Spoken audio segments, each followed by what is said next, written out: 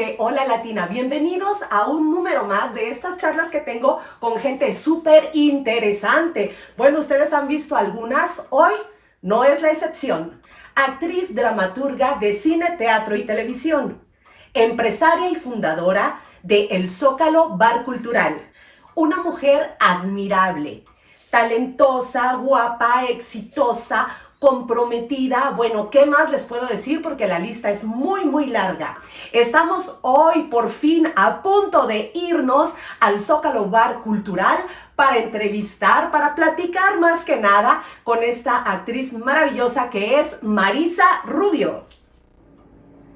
Y bueno, amigos, ya estamos aquí con mi querida Marisa Rubio. ¡Bravo! ¡Bravo! Se va a escuchar. Marisa, muchísimas gracias por recibirme aquí en el Zócalo. Sí. Vamos a estar hablando del Zócalo. ¿Qué te parece, Marisa?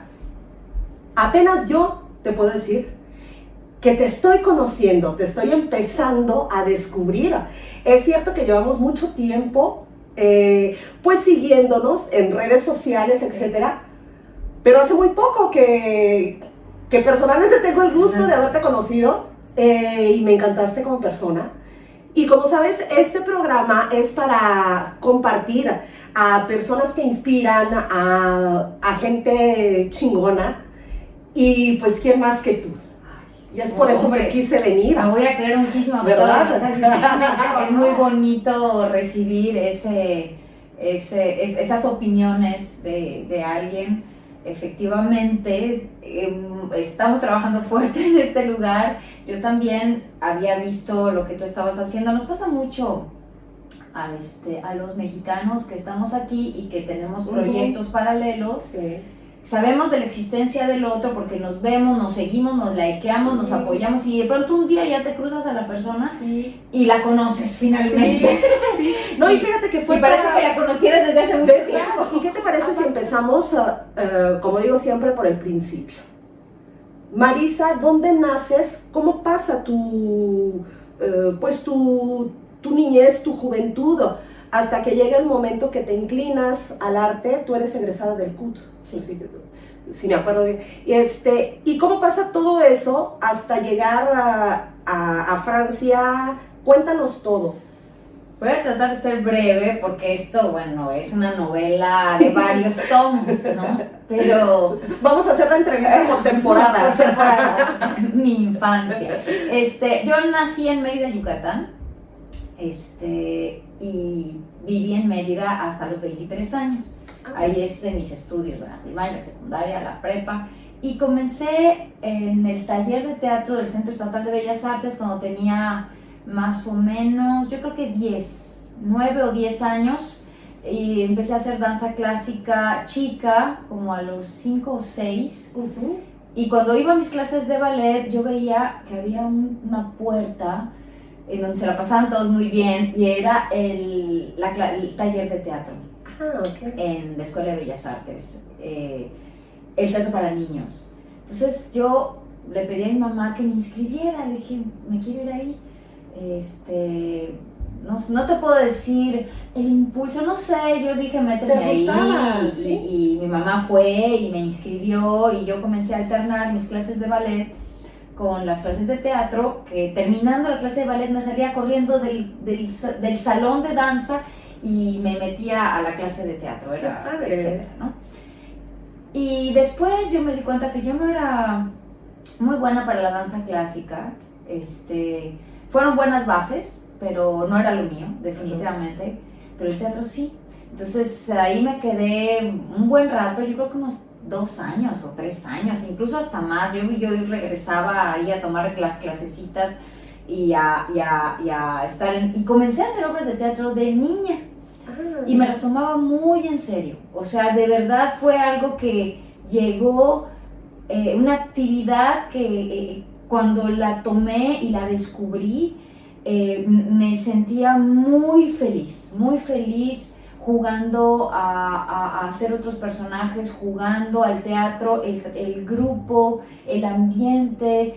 Mis profesoras de teatro en esa época, la maestra Egle Mendiburu, que si ve este video se va a acordar, es una gran actriz y ha sido una gran profesora, una gran formadora, sobre todo de esta época de niños chicos, ¿me entiendes? O sea, están los formadores de los estudiantes de teatro ya a nivel profesional, pero está esta gente también que te siembra una semilla.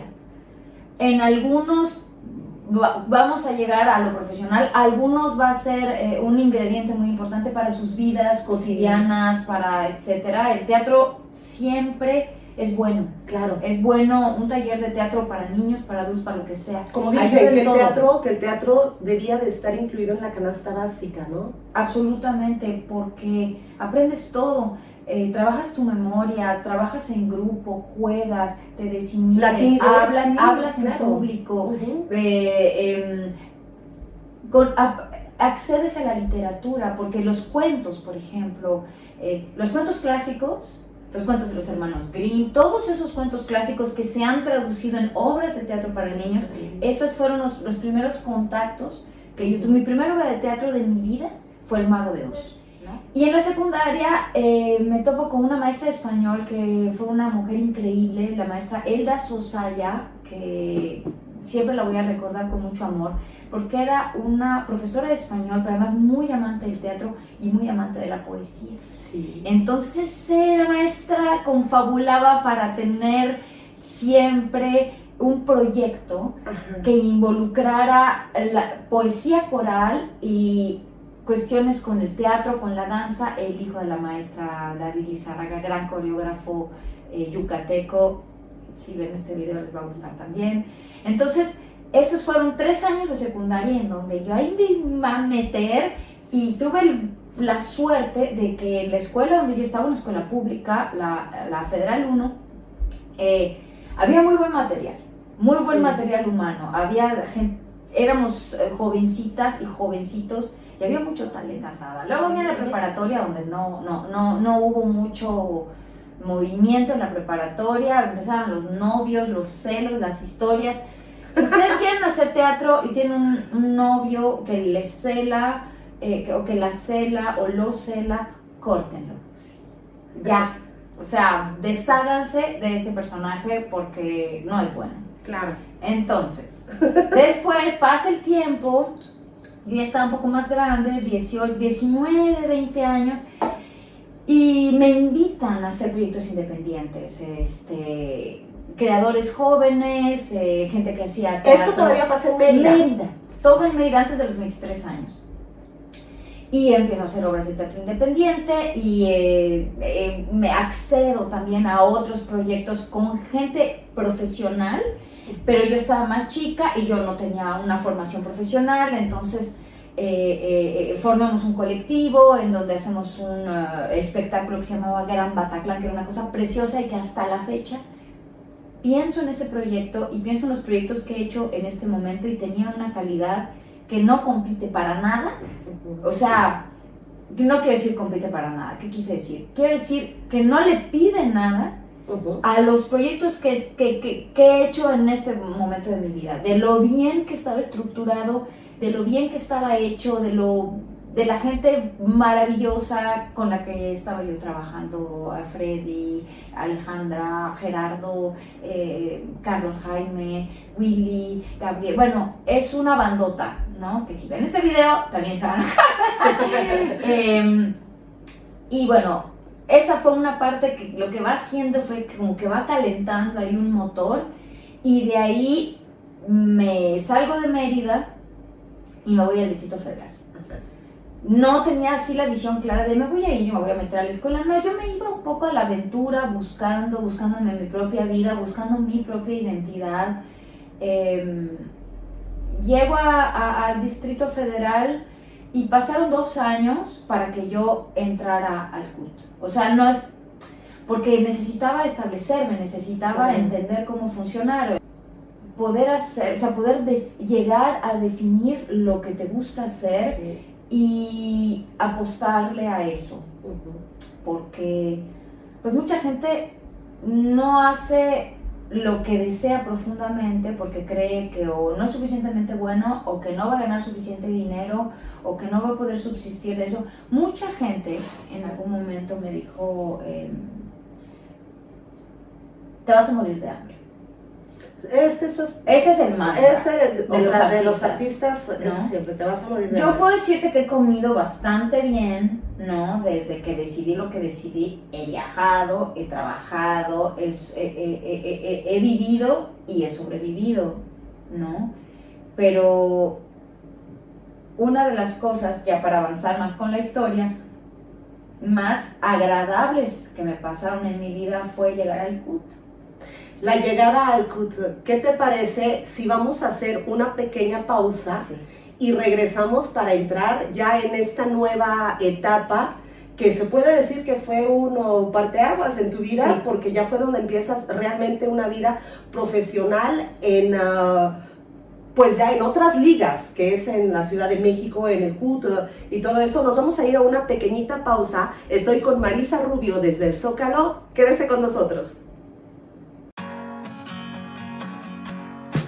El Zócalo, bar cultural. Teatro, improvisación, conciertos, escena abierta, noches de juegos de mesa, renta de sala privada. Las mejores tapas y bebidas te esperan en el 49 Rue Pixérécourt en el Distrito 20 de París. Abierto todos los días a partir de las 5 de la tarde. Consulta la agenda y entérate de todas las actualidades siguiendo en sus redes sociales, en Facebook como @elzócalo y en Instagram como @elzócalobar. El mejor lugar para pasar momentos inolvidables. El Zócalo, bar cultural. Y bueno, amigos, estamos aquí de regreso con Marisa Rubio. Marisa, te estoy diciendo, detrás de cámaras le estaba diciendo a Marisa, es que platicas tan padre que se pasa el tiempo y se pasa el tiempo. Pero bueno, Marisa, llegas al DF en aquel tiempo, ahora Ciudad de México. Es muy excitante porque estamos hablando de los 90s.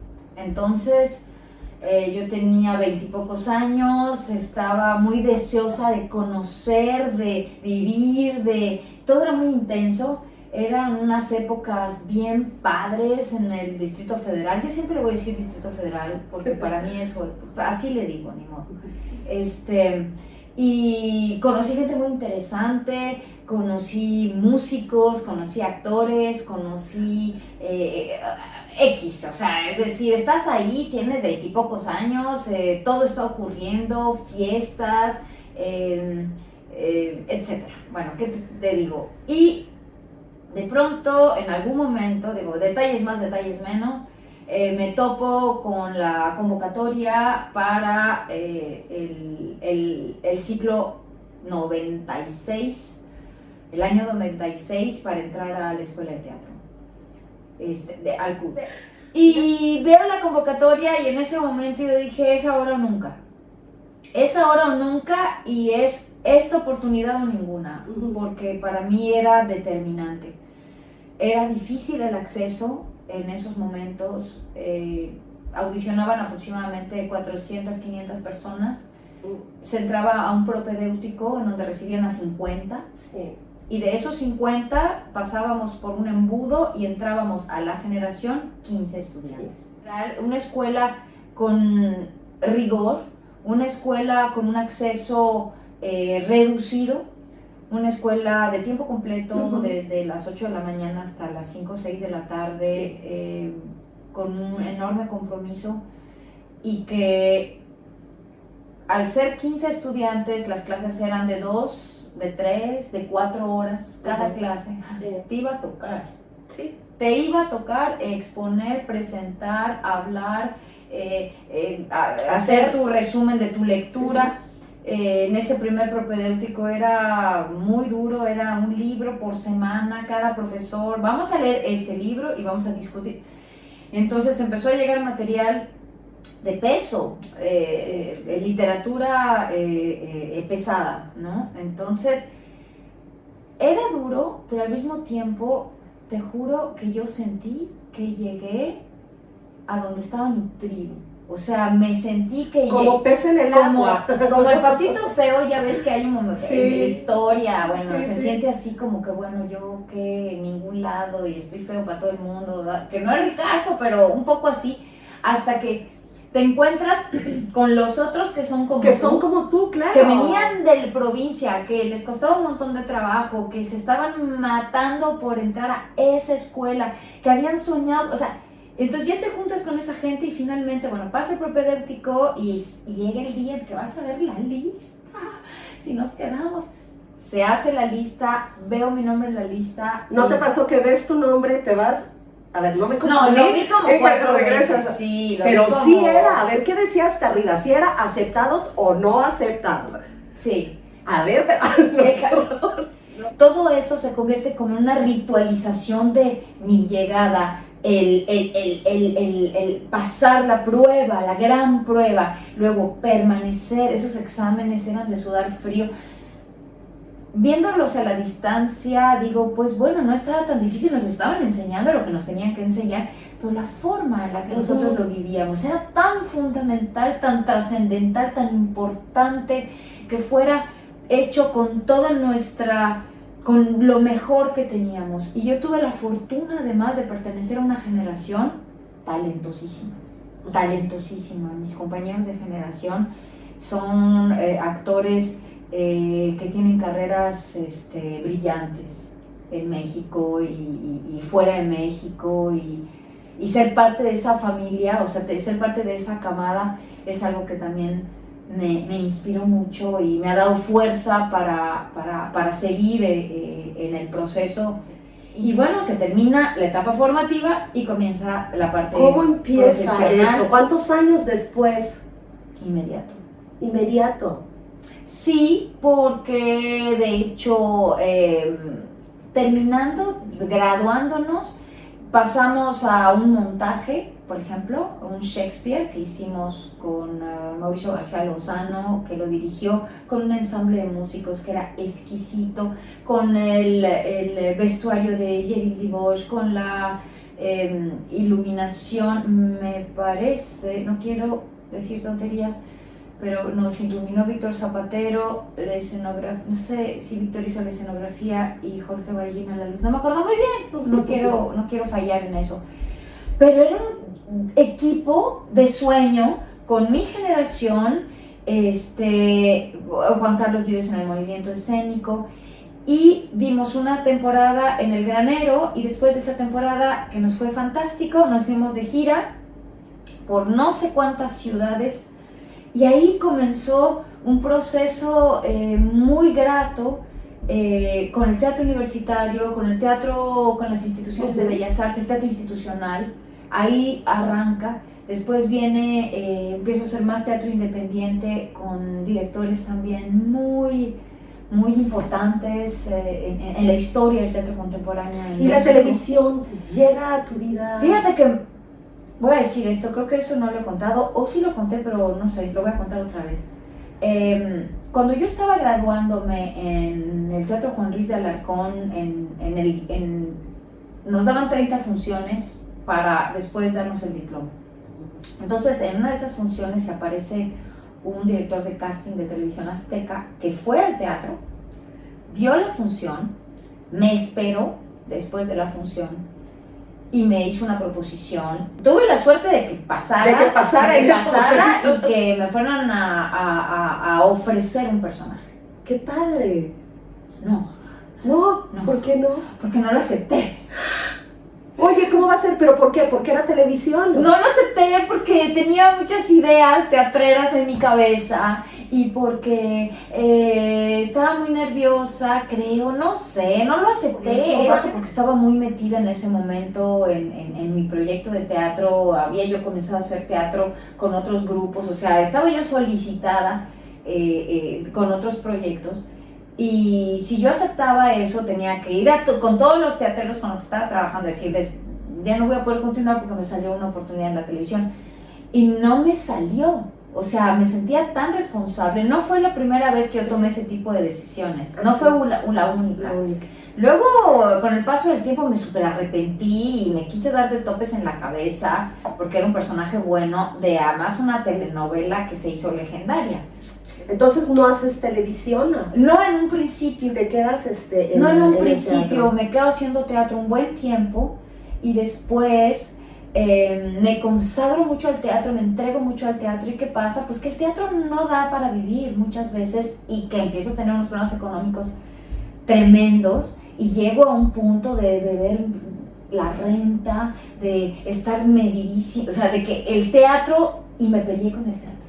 O sea, yo tuve un acto... Porque en ese momento estabas viendo lo que te decían, de que de eso te vas a morir de hambre. Qué interesante, ¿sabes qué? Nos vamos a ir a otra pausita. Okay. A otra pausita para que ya entremos ahora sí de que a ver, este capítulo de la entrevista sería como ahora sí que no todo lo que brilla es oro. Ay, no, claro que no. O no todo es color de diamante rosa. que bañarse de carbón. Entonces, amigos, vamos a continuar con Marisa Rubio, y les juro que es jugo de manzana. Pero nos vamos a ir a un pequeñito corte y enseguida regresamos. Estamos aquí en el Zócalo. Suscríbete a nuestras redes sociales como @holalatina y disfruta de nuestro contenido streaming. Ya vimos lo que fue tu infancia, tu historia, cómo te inicias en el arte. Te vas de Mérida a la Ciudad de México. Entro al CUT. Acabo mi carrera en el CUT. De manera profesional. Empieza a funcionar y te enojas con el teatro. Porque yo... esta idea de que solo quería hacer teatro, y yo era una actriz de teatro y tenía que hacer solamente teatro, lo que empieza a suceder es que de alguna manera empieza a apretarme, la pinza se empieza como a cerrar demasiado y no veía yo otras posibilidades. Las facturas también, que las facturas, la casa, la no sé qué, no sé cuánto, yo empiezo a entrar en una situación de una precariedad en donde no se podía. Y me enojé, me encabroné muchísimo con el teatro. O sea, esto que te digo es como de locura, es como de hospital psiquiátrico, en donde dije, ¡basta! ¡Ya me tienes! O sea, como si tuviera alguien enfrente, y le reventé la madre al teatro. Dije, yo me he dedicado a ti, qué poca madre tienes, mira cómo me tienes. O sea, tuve ese diálogo con esa entidad que es inexistente. Pero lo tenía que sacar. Entonces dije, pues al carajo, ya no voy a hacer teatro. Y dije, ahora, y voy a hacer teatro hasta que tú me vengas a buscar. Adiós, hice mi pancho. Entonces empecé a buscar chamba, me fui a hacer castings para comerciales, porque dije, necesito dinero. Claro. Necesito, ya de mi carrera, necesito pagar las cuentas, necesito pagar la renta, necesito pagar deudas. Entré en una situación en donde decía, esto se está complicando mucho. Claro. Entonces me voy a hacer castings y de pronto le pego el primero. Un comercial, full media, súper bien pagado, y con ese comercial pago los meses de renta que debía, pago a la gente que me había prestado para sobrevivir. Entonces regreso a existir, a respirar. Y mira, lo que sucede, esa cosa que yo no tomaba en cuenta en esa época, la publicidad, ay no, pero yo para qué, yo soy una actriz de teatro, etc. Me di cuenta que la publicidad la haces tú, pero la publicidad te hace publicidad a ti también. Entonces se encadenaron una serie de proyectos de publicidad en ese momento, en donde conocí además directores de cine, porque los directores de cine hacen publicidad, porque conocí productoras muy interesantes, o sea, casas productoras muy interesantes, y se encadenaron 5, 6, 7 proyectos así, uno detrás del otro, porque hubo un punto en donde mi imagen empezó a funcionar en la publicidad, ¿no? Y fue una racha súper buena, en donde dije, pero ¿cómo? Yo no me había dado cuenta que esto estaba aquí, y yo estaba ahí sufriendo por los rincones de los teatros de México. Y eso se va encadenando cuando me llegan castings para irse por ahí una película, una participación en una película, y de pronto llega una serie llega XY, hago el casting para XY y bueno, me voy quedando con un personaje del reparto principal. Fue una experiencia maravillosa, increíble, 3 temporadas, un proyecto que marcó un antes y un después en la televisión, en las series. En la televisión fue un elemento de estudio también para la gente que hacía televisión en esa época, porque era como, ¿cómo van a hacer esos contenidos de calidad premium con 3 pesos en el canal 11? Sí. O sea, ¿cómo? Pues sí se hizo y fue una experiencia maravillosa en donde grandes actores mexicanos tuvieron su paso por esa serie y tuve el placer de compartir créditos con ellos y estar con un extraordinario director, Emilio Mayé, y con una productora fantástica que es Patricia Arriaga, hermana de Guillermo Arriaga.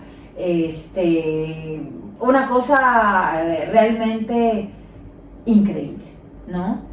Y ya encadenada con eso, de pronto me llega la invitación para regresar al teatro.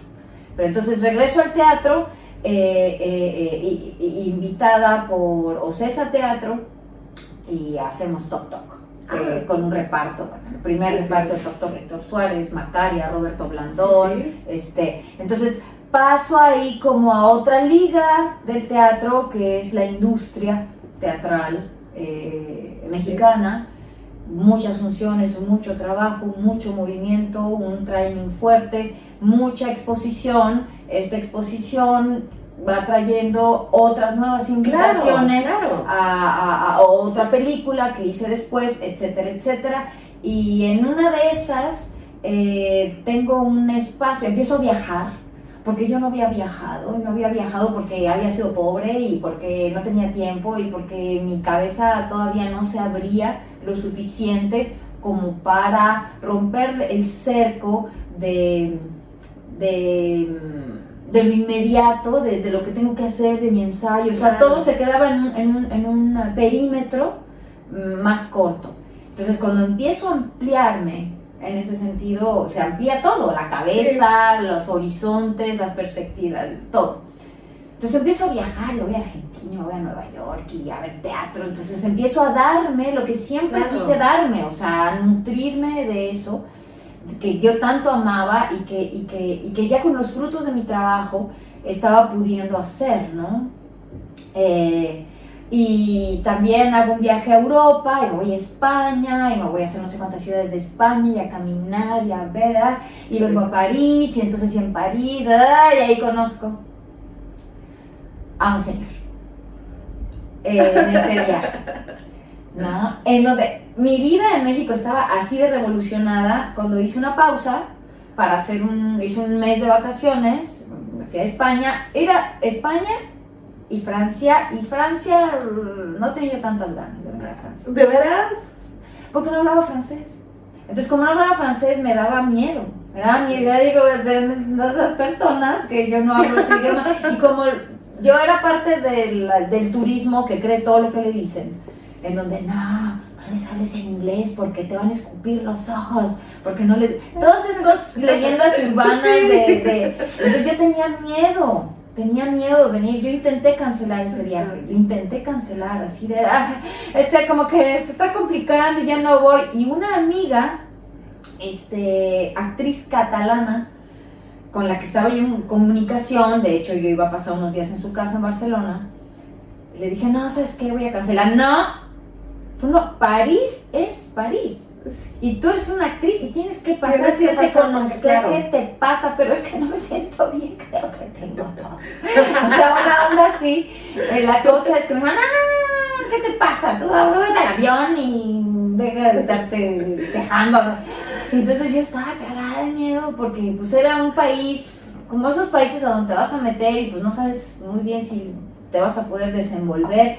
Tenía un par de amigos aquí que me hicieron el paro. Me quedé una semana, me instalé en Pigalle, me rentaron un departamento, una amiga, entonces todo se fue armando como súper bien y pasé una semana en París y yo ya estaba muy feliz porque dije, de aquí soy. No, sí me gustó mucho París, sí dije, wow, yo aquí sí viviría. Pero no para... No, o sea, tuve un pensamiento así como estrella fugaz, de esos Eso pues pensamientos, sí me quedaría. de esos pensamientos que te atraviesan la cabeza así potente, un pensamiento muy potente. Dije, yo aquí sí viviría. Esta ciudad ¿De sí verdad? me gusta. Y estaba en el paseo de Tulerías caminando y veía a las chavas con sus carriolas, bien padre. Y decía, mira, es que este sí es un lugar para tener un hijo. O sea, estas condiciones está súper bien, no sé qué. Mi cabeza y yo conversando mientras yo caminaba por las calles de París. En mi último día de viaje, porque al día siguiente, el lunes, yo me subí al avión para irme a Barcelona, para seguir con el viaje, luego seguí a Barcelona, Madrid, iba a dar un brinco a Salamanca, porque parte de mi familia está en Salamanca, y después me regresaba a México a seguir mi vida, mis obras de teatro, mis funciones, mis quehaceres y todo el tren de vida normal, sí. Que estaba... Bueno, normal. Estaba tu intenso, cotidiano. mi cotidiano que estaba intenso, o sea, 7 funciones por semana, o sea, ¿no? Pero bueno, mi vacación, yo estaba encantada porque había logrado sobrevivir una semana sin perderme en ningún lado, había comido 3 veces al día, dormido bajo un techo seguro, entonces todo eso, como yo lo estaba construyendo, yo me lo estaba pagando, entonces todo está siendo muy lindo para mí, me estaba dando mucha seguridad y me sentía muy satisfecha con lo que yo me estaba brindando en ese momento. Claro. El último día, vamos, mis amigos, una chela ya, ya te vas mañana, la última. Les digo, no, güey, porque tengo que hacer mi maldad. Vente, hombre, ya, deja. Y ahí voy a tomarme la última chela, al último bar, al último momento. Y en ese bar, un domingo a las 11, unos cuantos de la noche, ahí conocí al que soy mi marido, el papá de mi hijo, y con el que hice todo esto que estás viendo. Comienza una historia ahí de idas y venidas de México a París, de París a México, viajes, viajamos mucho. Un día me dice, oye, estoy arruinado, ya no puedo pagar más viajes.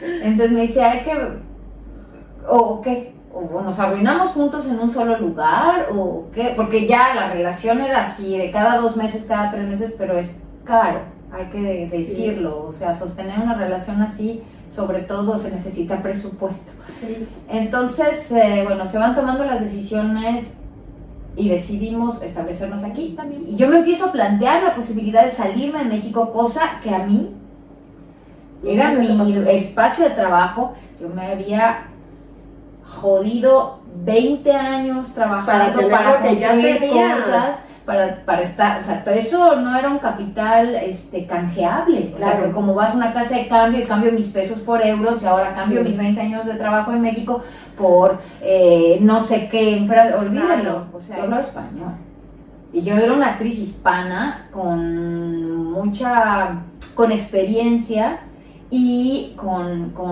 una carrera que se estaba moviendo y me estaba yo sintiendo además muy satisfecha con lo que se estaba construyendo y era por fin... Es que ya estabas ahora sí que recogiendo frutos. En medio de la cosecha, o sea, en la recolta, me di la media vuelta, dejé mis frutos y agarré mi mochila y me fui. Siempre será mejor hacer que no hacer. Sí. Porque de pronto sí dije, si no lo hago, si no me voy, si no me la juego, si no lo intento, pues no sé, algún día me pondré borracha y me sentiré que no tuve el coraje para tomar esas decisiones y que me aferré a mi territorio conocido, me aferré a mi zona de confort, me aferré a mis ideas, me aferré a lo que ya tenía y nunca abrí la puerta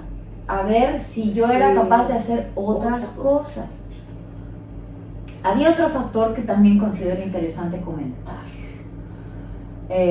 A veces las actrices, no todas, cada quien tiene su historia, pero vamos postergando cosas, vamos postergando la maternidad, o lo tienes muy joven, o de pronto te esperas mucho, porque los años de trabajo de una actriz son a partir de los 30, a los 22 sí pueden suceder cosas, pero no maduras en realidad como actriz. Claro. Se necesita más tiempo para ir entendiendo cosas. Estos son procesos de destilado en donde los años cuentan.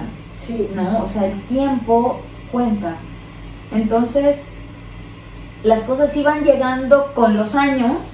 Y hay papeles que también ya no puedes hacer con la edad, o sea... No, y en México las cosas son crueles en ese sentido. Yo a los 35 años ya estaba haciendo personajes en la televisión, en programas unitarios, etcétera, de mamás de niñas de 17, 18 años. Sí, o sea, sí. te consumen rápido. Claro. Y si a los 35 ya estás haciendo eso, no, pues a los 40 que te espera, o a los 45 o a los 50, ya sácate los dientes y vende chocolate. Sí, sí, sí. ¿Me entiendes? ¿Ves que ya dicen que... Te lo estoy diciendo. O sea, ya sácate los dientes y vende Sácate los dientes chocolate. y vende chocolate. No, o sea, lo que quiero decir es que pasa, a veces te pasa mal. No. O sea, entonces, la decisión de venir, finalmente llego, me instalo y ¡ay! El vacío. Un francés, mi francés estaba incipiente, un francés básico que me servía para comprar, subir, bajar, moverme, etcétera, pero no para trabajar como actriz. Pues, antes de irme yo ya había más o menos acordado con una compañía de teatro y con una productora de teatro, iban a meter un proyecto a EFI Teatro en ese momento. Si el proyecto salía beneficiado, 6 meses más tarde eso se iba a montar. Entonces esa era una moneda que estaba echada en el aire. Yo me vine a Francia, me casé, vino después de que me casé, vino el invierno, el primer invierno durísimo, yo lloraba mucho, me sentía triste, me sentía fuera de cancha, completamente lejos de todo, aunque bueno, estaba casada y todo, pero no, o sea, excuse me, una cosa es casarse con una persona que quieres mucho, pero una persona que quieres mucho no sustituye a Claro. un montón de gente que quieres, con una profesión que quieres, o sea, ahí era un momento.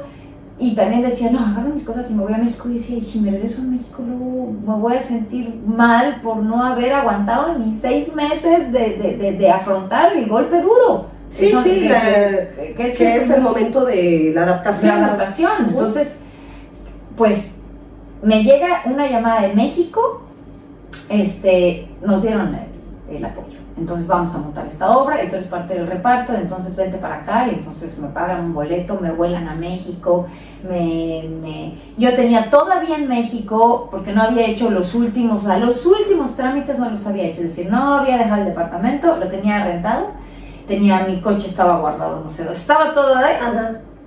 Me regreso a México y digo a mi marido, no me lo tomes a mal, pero aguántame tantito. Ahorita vengo. Ahorita vengo, no tardo, no te muevas. Y me regreso a México a montar una obra de teatro increíble, WIT, Despertar a la vida, de Margaret Edson, una escritora fabulosa, un premio Pulitzer, con una dirección escénica exquisita, de Diego del Río, con Paloma Bullrich, que después fue premiada por este proyecto, con una productora adorable, Jimena Saltiel, que tiene una productora verdaderamente que yo quiero mucho, Sí, sí. 11 producciones. Entonces voy a hacer eso, entonces así como el teatro me hizo así, mira, así, te queremos, te queremos. Entonces hago este proyecto, pero yo sabía que era mi último proyecto en México. Ay. Entonces dije, ok, ya, o sea, como que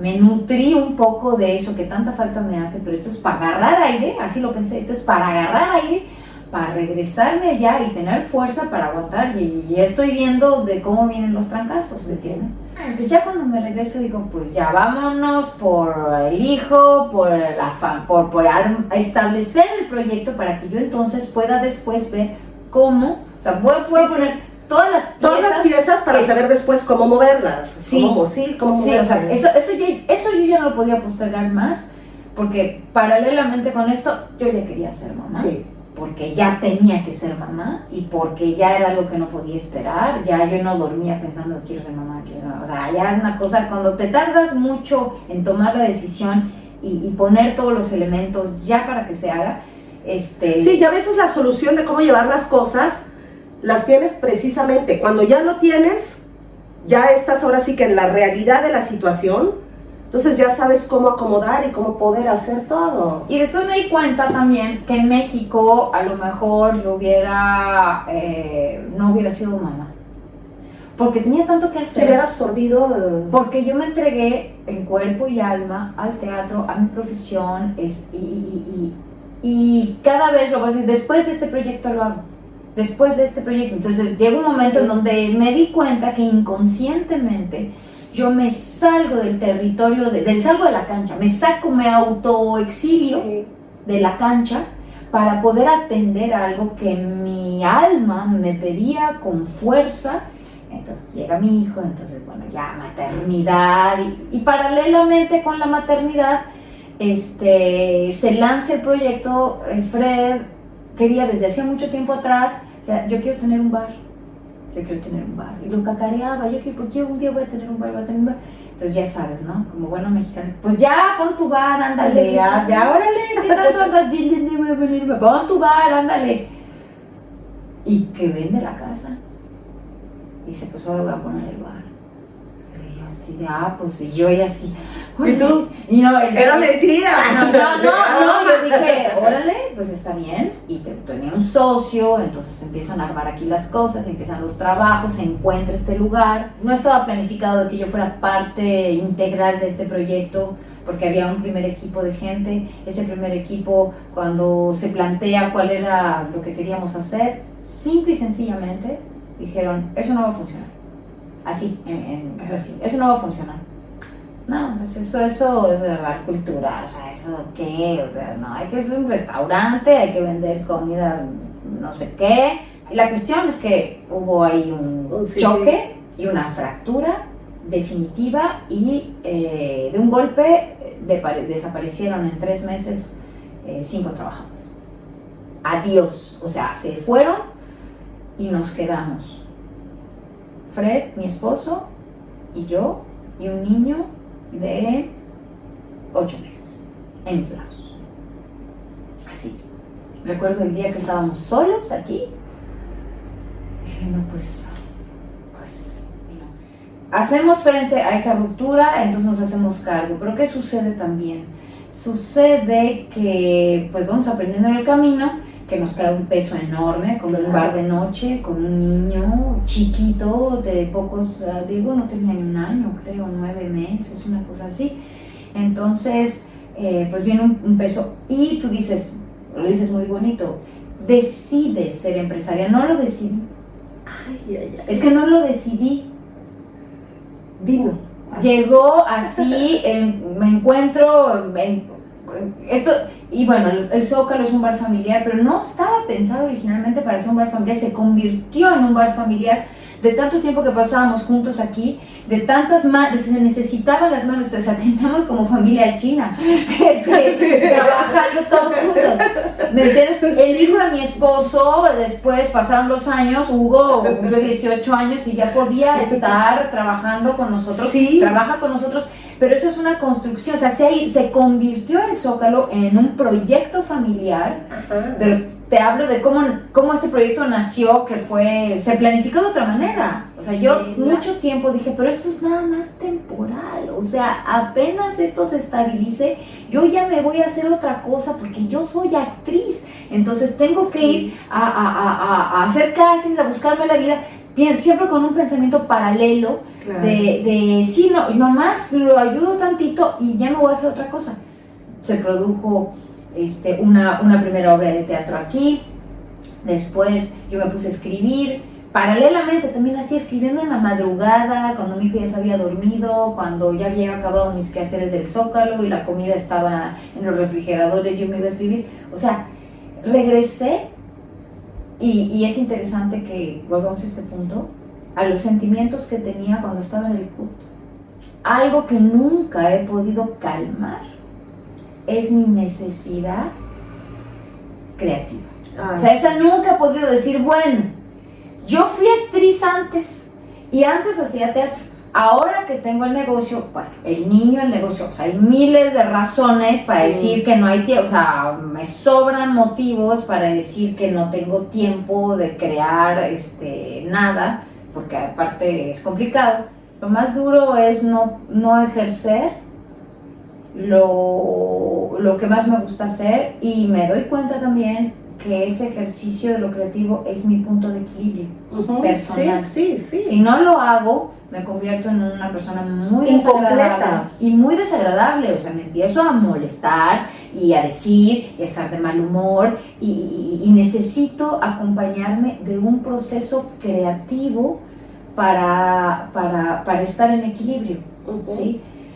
Entonces, bueno, para no ir de más lejos, de ahí viene este proceso que ha cristalizado en este bar, que el día de hoy es un bar cultural, que está en el 20e arrondissement de París, que ha amasado una experiencia también recibiendo artistas, recibiendo músicos. Tenemos el infinito placer de ser una pista de aterrizaje de gente valiosa, talentosa. Vemos, aquí también se hace improvisación, se hace la escena abierta, hay sesiones de jam, hay grupos de jazz que vienen a tocar.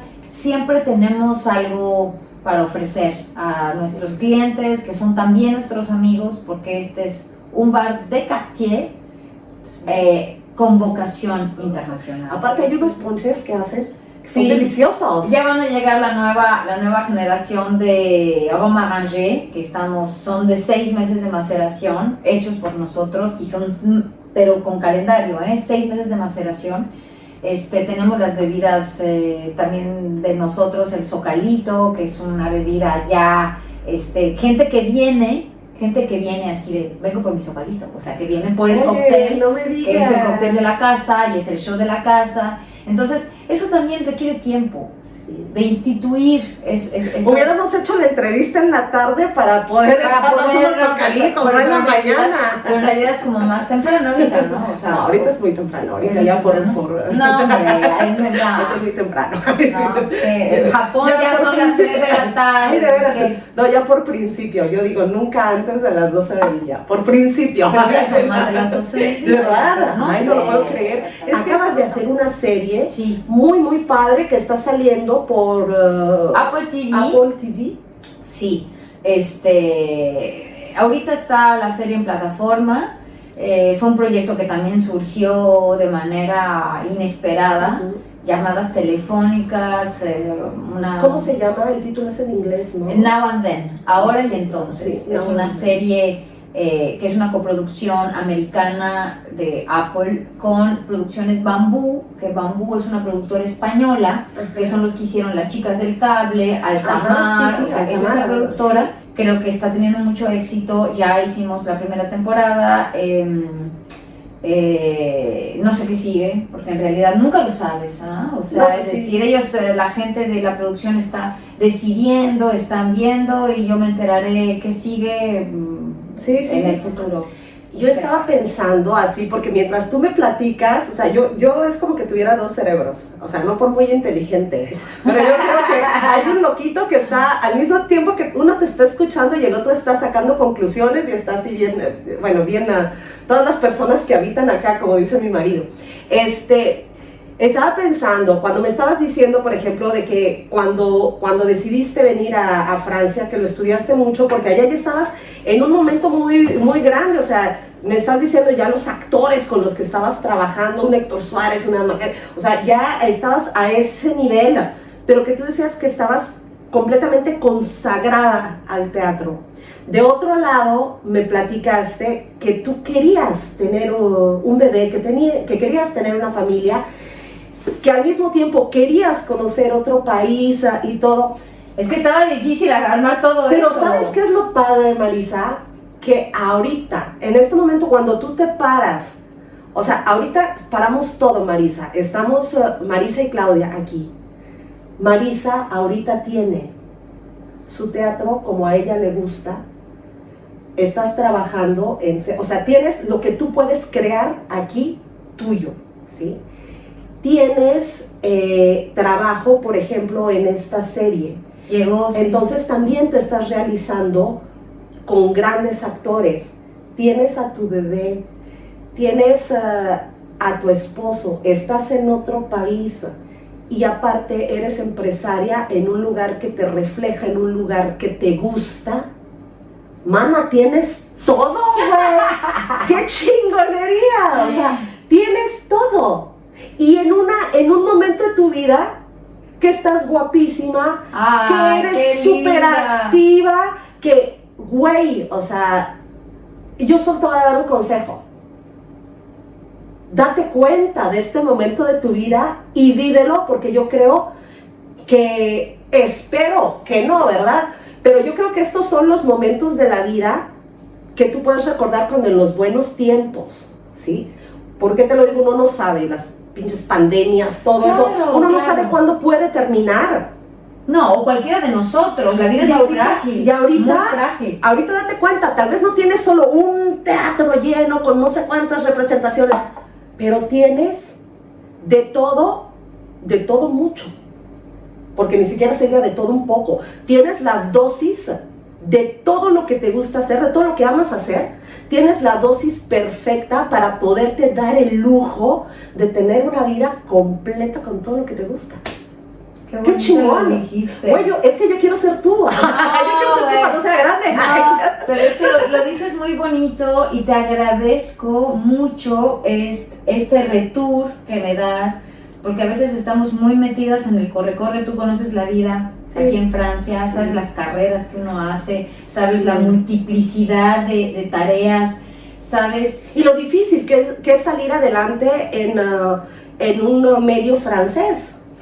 Pues abrirte paso, tener credibilidad, construir también tu pequeña reputación, tu nombre, o sea, tener tolerancia. De toda esta conversación, de todo de ese recapitulativo que acabamos de hacer, creo que me estás ayudando mucho a liberar un sentimiento de que yo dejé algo muy valioso que tenía.